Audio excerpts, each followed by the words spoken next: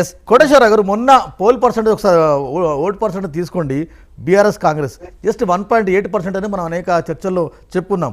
కానీ మొన్న బీజేపీ అనూహ్యంగా 8 స్థానాలు గెలిచింది తెలంగాణలో, ఒక్కసారిగా 14% ఓట్ షేర్ తీసుకుంది.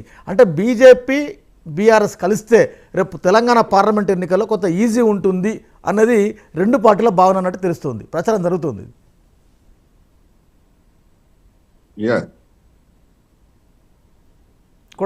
అది అంకెలు ఆ విధమైనటువంటి ప్రొజెక్షన్స్ అవి తెలిసిందే మనకి. ఎందుకంటే బీజేపీకి వచ్చినటువంటి 14% ఓట్లు, అదేవిధంగా బీఆర్ఎస్ కి వచ్చినటువంటి చూస్తే కాంగ్రెస్ కంటే మెజారిటీ కనిపిస్తుంది.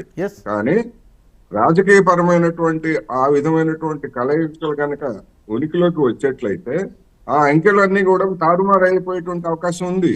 ఎందుకంటే జనం ఇటువంటి పొత్తుని ఏ కారణంతో ఇప్పుడు మొన్న ఎన్నికల్లో కూడా కేంద్ర విభజిత హామీలను సరిగ్గా అమలు జరపలేదని చెప్పేసి బీజేపీ మీద తీవ్రమైనటువంటి విమర్శలు చేసినట్టు. రెండు పార్టీలు సర్వైవ్ కావాలంటే తెలంగాణలో వీరికి వారు అవసరం ఉంది, వారికి వీరు అవసరం ఉంది. నిజమే, జనం భావించాలి కదా, జనం భావించాలి కదా. పార్టీలు సర్వైవ్ కావాలని కోరుకోవడంలో అది ఆ పార్టీలకు సంబంధించినటువంటి అంశం. కానీ వీళ్ళు సర్వైవ్ అయ్యి ఏం చేస్తారు, తెలంగాణకి ఏమి ఒరగబెడతారనేటువంటిది ఇక్కడైతే, ఆంధ్రప్రదేశ్ లో కూడా అదే సమస్య. ఇప్పుడు మన బాజీ గారు చెప్పినట్టు బీజేపీను తెలుగుదేశం మధ్య ఏ విధమైనటువంటి సంబంధాలు ఎంత విషమ స్థాయికి ఎంత దిగజారి వాళ్ళు మాట్లాడుకున్నారో తెలిసిందే. అటువంటి వాళ్ళు ఇప్పుడు కనుక చేతులు కలిపి జగన్మోహన్ రెడ్డి గారిని దించాలని అక్కడ, లేదా కాంగ్రెస్ ను దించాలని ఇక్కడ కనుక వెళ్ళేట్లయితే ప్రజలు మరి అంత అమాయకంగా ఉండరు. వాళ్ళకి కూడా కామన్ సెన్స్ ఉంటది, ఈ విధానాల మీద చూపిస్తారు. అందుకని అవకాశవాద విధానాలని జనం ఏ మేరకు స్పందిస్తారంటే డెఫినెట్ గా నెగిటివ్ గా స్పందించేటువంటి అవకాశం ఉంది. తెలంగాణలో అదే గనక జరిగేట్లయితే అది కాంగ్రెస్ కి డెఫినెట్ గా అడ్వాంటేజ్ అవుతుంది.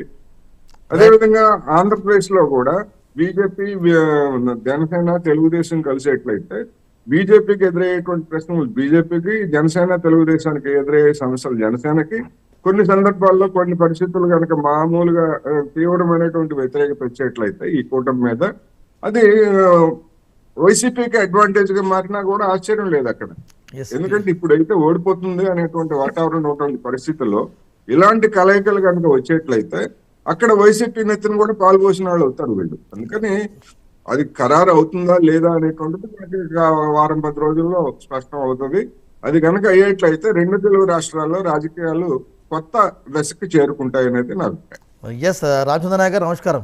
భారత రాష్ట్ర సమితి నాయకులు, సీనియర్ నాయకులు, ఇప్పటికీ అసెంబ్లీ లాబీలో అక్కడ ఇక్కడ మీ మంత్రులు, మీ మాజీ మంత్రులు, మీ మాజీ ఎమ్మెల్యేలు, మీ సిట్టింగ్ ఎమ్మెల్యేలు చాలామంది ఫీడ్బ్యాక్ తీసుకుంటున్నారు.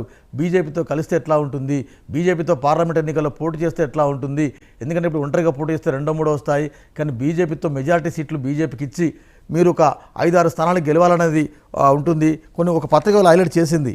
అంటే ముందు చేరడమా తర్వాత చేరడమా, ఎన్డీఏలో చేరితే రేపు కేంద్ర క్యాబినెట్లో కూడా ఒకరికి అవకాశం ఉంటుంది, దాదాపు లాంఛనంగానే అలయన్స్ ఆలోచన జరుపుతుంది అని ఒక పత్రిక హైలైట్ చేసింది.